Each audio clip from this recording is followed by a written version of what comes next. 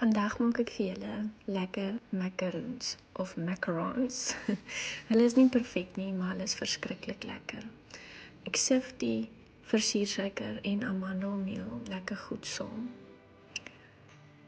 As ek julle moet verduidelik dat ek op 'n tyd in my lewe vreeslik 'n obsessie gehad het met macaroons, dan is dit glad nie 'n leuen nie. Dis uit en uit die waarheid. Vee die bak lekker uit met asyn.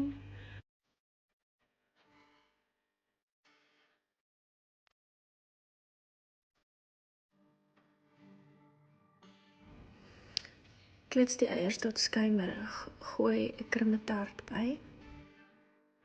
Klits verder en gooi 1 lepel vir 1 lepel versiersuiker in en klits tot lekker stywe punte.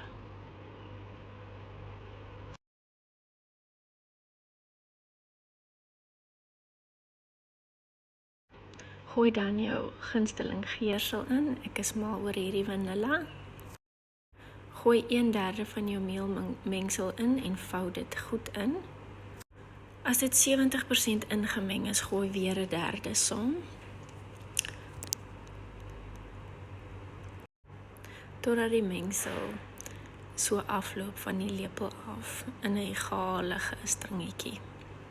Sit dit in 'n piping sakkie.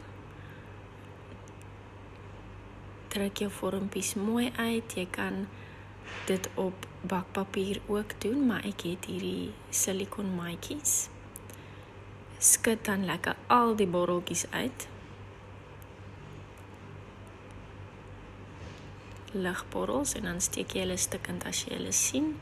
Jy kan 'n tandestokkie ook sommer gebruik.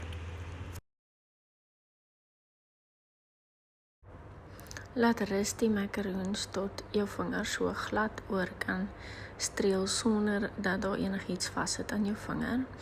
Bak in die oond. 'n klein tip, wanneer jy klaar gebak het, sit dit in die vrieskas, dan kom dit lekker maklik van die maatjie af. Ek het myne met 'n raspberry cream cheese vulsel ingesit en dan gedrizzle met dark chocolate.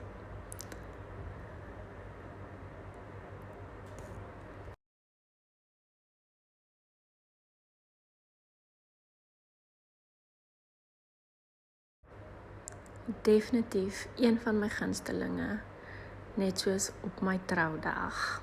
Laat weet my of ek vir julle nog resepies kan probeer of maak. Dankie julle, bye!